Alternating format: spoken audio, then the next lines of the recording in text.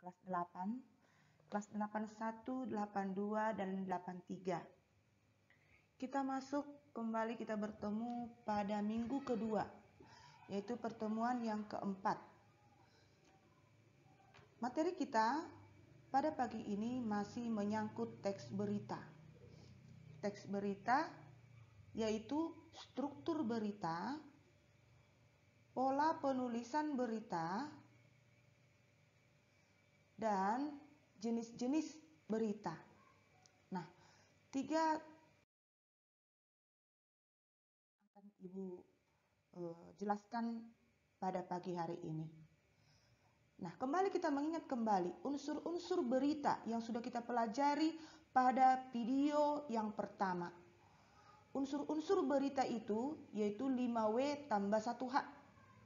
Apa itu 5W tambah 1H? What, where, when, who, why, how. Kalau disingkat dia di dalam bahasa Indonesia, adik Simba. Apa, di mana, kapan, siapa, mengapa, dan bagaimana. Nah, unsur-unsur berita ini bisa kita ubah menjadi kalimat tanya. Unsur apa? Apa informasi atau peristiwa yang disampaikan? Di mana peristiwa itu terjadi? Kapan peristiwa itu terjadi? Siapa yang terlibat dalam peristiwa tersebut? Mengapa peristiwa itu terjadi? Bagaimana terjadinya peristiwa itu? Ini 5W tambah 1H ini kita gunakan untuk menemukan unsur-unsur berita dalam teks yang sudah disediakan. Ya, seperti tugas yang sudah Ibu kasih sebelumnya.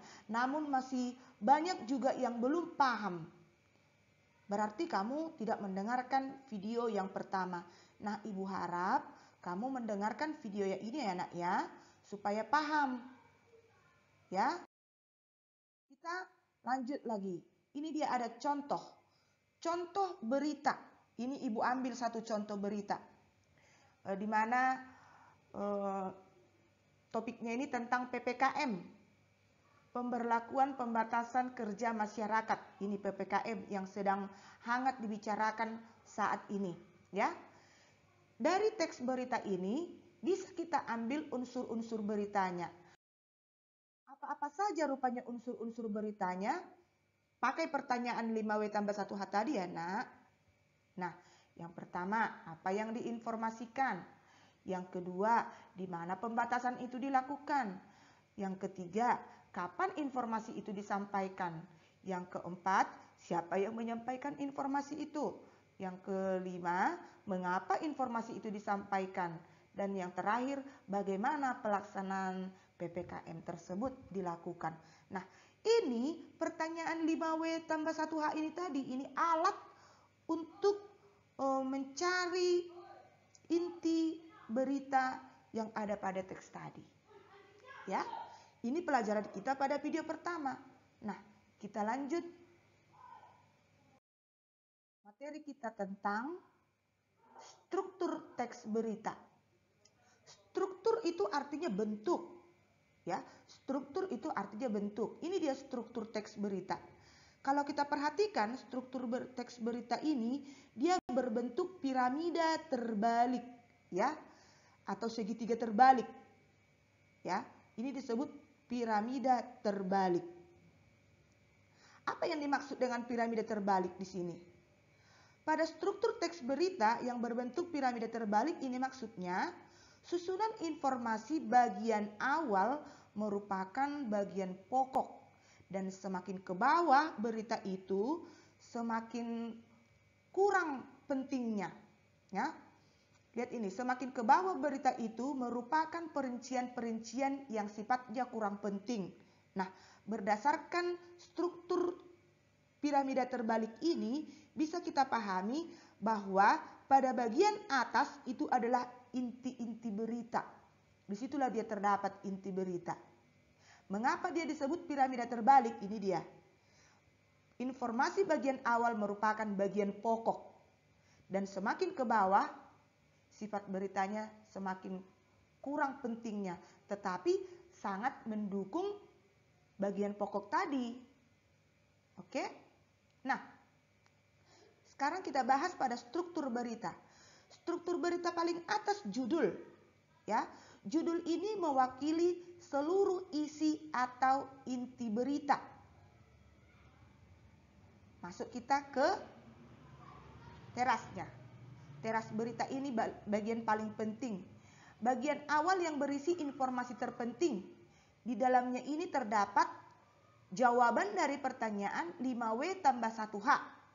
Dan ini ditulis secara singkat, jelas, dan menarik. Ya. Kemudian pada bagian tubuh. Pada bagian tubuh ini berisi penjelasan atau uraian informasi lebih rinci. Tubuh berita merupakan uraian peristiwa lebih lanjut dari inti berita. Inti itu tadi maksudnya yang ada di teras ya. Kemudian ekor. Ekor berita atau leg. Inilah tadi yang bagian kurang penting itu tadi. Itu isinya, ini ekor berita ini isinya penutup berita. Bisa saja berisi kesimpulan atau saran. Atau bisa juga penegasan kembali inti berita. Atau bisa jadi ekor berita ini tidak ditulis pun sebenarnya tidak masalah. Karena itu tadi sifatnya yang kurang penting itu. Ya, itulah dia struktur teks berita dengan bentuk piramida terbalik. Oke. Nah, lihat ini. Ibu kasih contoh analisis struktur teks berita. Ini dia.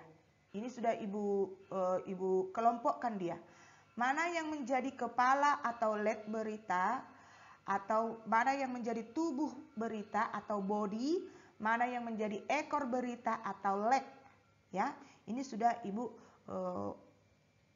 kelompokkan atau sudah ibu pisah-pisahkan dia. Jadi bisa kamu amati kenapa ini disebut leg, kenapa ini disebut body, dan kenapa ini disebut leg atau ekor berita.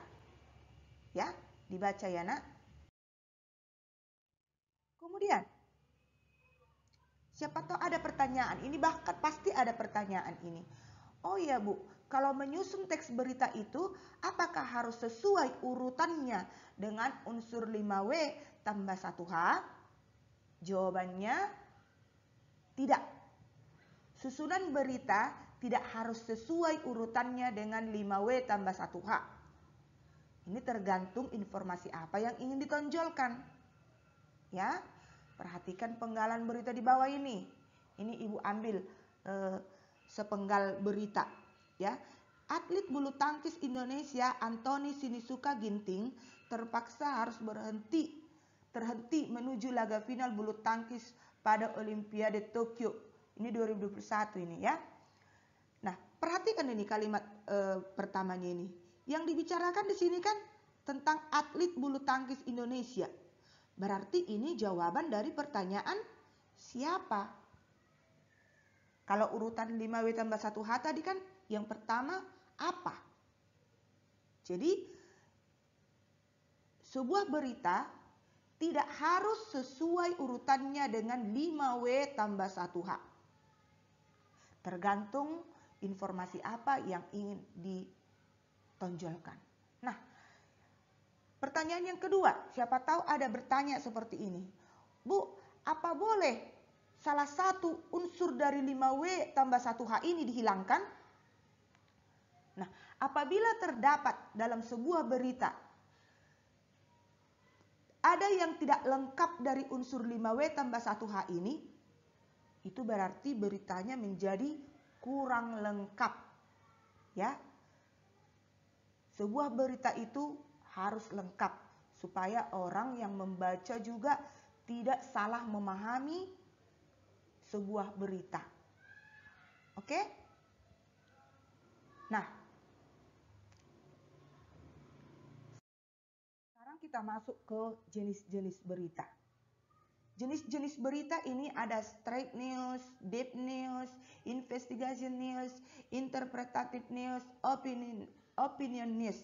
Nah, supaya mempersingkat waktunya, durasinya kita, nanti akan kamu lihat penjelasannya ini di dalam modul yang akan Ibu bagikan nanti. Oke? Semoga bermanfaat. Sampai jumpa pada pertemuan berikutnya. Terima kasih, salam sehat.